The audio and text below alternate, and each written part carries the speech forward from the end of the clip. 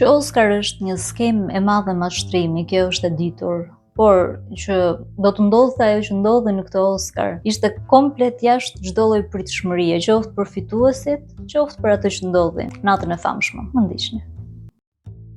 Para 3 muajsh, unë kam bërë një analizë time ku për filmat e dalë në 2025 kam parashikuar ata që kishin vërtet një potencial shumë të rëndësishëm për të bërë kulte për vitet që do të vinin. Jo thjesht sepse ishin filma të bukur, o sepse kishin guxuar të thonin disa të vërteta që për herë më shumë po ju mbyllet goja.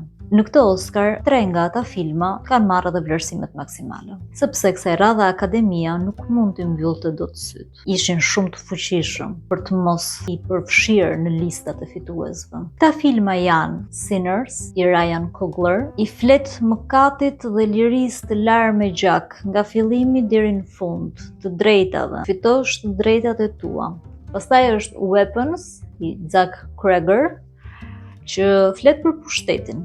Për pushtetin ashtu siç e pam, pajisur, kompletuar në një horror koral me elemente të jashtëzakonshme, siç ky regjisor i ri po tregon për herë më shumë që i ka, dhe ka treguar ato gjërat që i pam gjithë këto kohë. Dhe së treti është Frankenstein i Guillermo del Toro's, që i flet krijuesit dhe krijimit, me elemente artistike të jashtëzakonshme. Kjo marrëdhënie e veçantë, falja mbi të gjitha, mbas këtyre fitoreve, Jesse Buckler dhe Michael B. Jordan dalin që të marrin Oscarët e tyre dhe japin një fjalim të jashtëzakonshëm. Një fjalim që nuk pritej, jo për kanone totalisht laike dhe plotësisht brenda agjendave politike të Hollywood. Një pjesë e njerëzve vlerësojnë pikërisht këto si 2 momentet më të bukura të gjithë Oscar. Një pjesë mërziten shumë. Jesse Buckler, totalisht e emocionuar, del merr çmimin e saj duke falendëruar bashkëshortin, duke falendëruar familjen e saj, edhe foshqen e vogël që ka,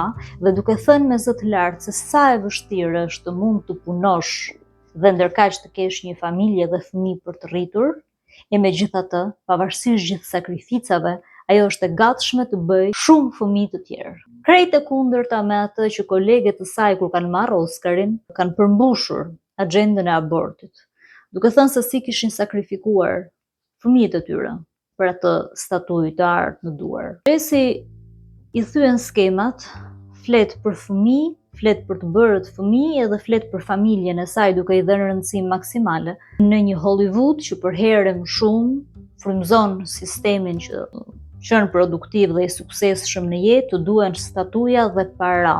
Gjithçka tjetër është krejt mirë e sakrifikueshme. Në gjithçka që po ndodh sot, Jesse Buckler guxoi dhe bëri këtë lloj fjalimi. E tha me zë të lartë, i dha zë asaj që me të vërtetë ndodh për gratë që punojnë, dhe jo vetëm. Dhe kur ajo e bën që sido që të jetë është disi më e privilegjuar, imagjinoni si mund të ndjehet një grua, po qoftë edhe një burr që kanë fëmijë, që kanë familje, që ju duhet të punojnë, që nuk mund të mbyllin telefonin, celularët e tyre duhet të jenë të hapur edhe në 12 të natës, edhe në 2 të mëngjesit, sepse shefi mund të telefonojë për një gjë ose për një tjetër, dhe nëse telefoni jot gjendet i mbyllur, ti rrezikon edhe të të heqin nga puna. Sa raste të tilla njihni?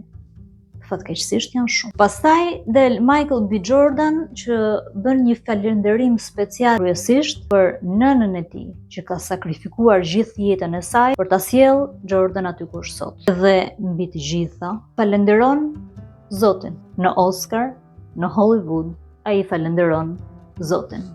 Tani ju do të thoni, po mirë, si është e mundur që Hollywood, që është pjesë e një sistemi shumë më madhor nga vetë sistemi i filmit, si ka mundësi që e lejoj këtë?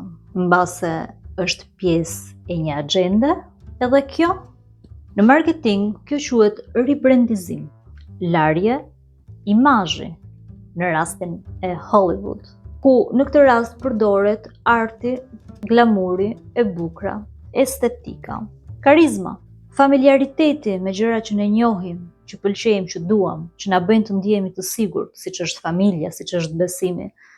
Dhe mbase Hollywood i përdori të gjitha këto, për të normalizuar pak më shumë në sy të njerëzve që e shohin, për të rimarrë fuqinë e dikurshme që ka pasur. Ishte një genuinitet i këtyre dy artistave apo ishte pjesë e agjendës të Hollywood? Megjithatë, sido që të jetë, kjo një gjë të mirë e tregon faktin që njerëzit kur bëhen bashkë dhe fillojnë dhe i hapin syt dhe çojnë perdet dhe shohin përtej maskave, mund të arrijnë të përulin edhe një ent siç është Hollywoodi, edhe një industri kaq të fuqishme, që të paktën për një moment të lëshoj pe dhe t'i jap vlerat që njerëzit duan. Larje imazhi për Hollywoodin, përdorim i artit për ta bërë, ju si e mendoni? Sepse ndërkaq në anën tjetër, kemi një div të ri si Timothée Chalamet, i pëlqyer, i dashur, i favorizuar, i preferuar i Hollywood, ishte edhe favoriti kryesor për të marrë Oscarin e tij, kishte të gjitha elementet në listë që i plotësonte, por që nuk e fitoi. Nuk e fitoi sepse tha diçka që nuk duhet ta kishte thënë kurrë. Në një intervistë del dhe flet bashkë me një aktor tjetër që në momentin vendimtar të asaj që po thonte, disa herë tenton që ta ndaloj, Matthew McConaughey, që e njeh shumë mirë sistemin, nga brenda po mundohet të ikë me kohë në fakt. Dhe Chalamet thot një budallallëk të tipit nuk i intereson as kërkujt për operën dhe baletin. Dy lloje artesh madhore, duke ofenduar profesionistë të tërë dhe Chalamet, një djalosh i ri vërtet shumë premtues, është aktor shumë i mirë, por i lejon vetes një ignorancë të kësaj natyre. Po rasti jon më i afërt në një shtëpi të njohur tonën që nuk din t'i kthejnë përgjigje pyetjeve elementare. Pse po ndodh kjo? Pse sot ignoranca është veshja më e re e vipave? Kjo quhet ignoranca e planifikuar. Pastaj këta lloj njerëzish dhe kjo lloj shoqërie nuk di më as të drejtat e saj, edhe jo më që të di t'i mbrojë këto të drejta. Prandaj thonë që fuqia më e madhe që ka në dorë një njeri nuk është paraja, është informacioni. Informacioni është pushtet. Dia është pushtet. Prej aty fillon gjithçka.